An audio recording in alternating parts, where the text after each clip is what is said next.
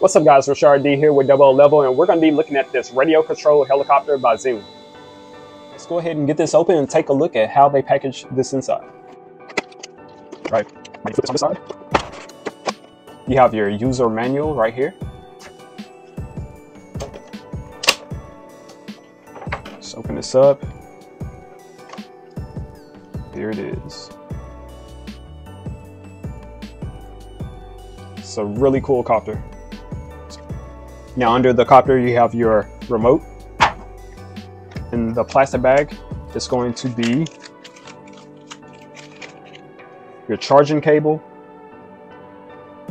an extra propeller, and a tool to help you take off the battery to the remote.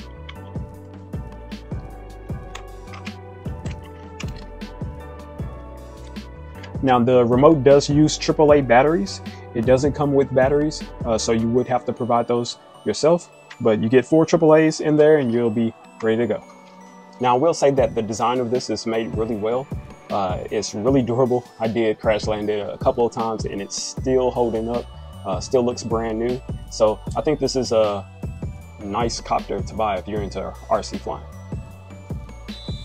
Now full battery gives you about 10 minutes of flight time, and it only takes about 60 minutes to fully charge. Some nice features of this helicopter is that it's 2.4 gigahertz.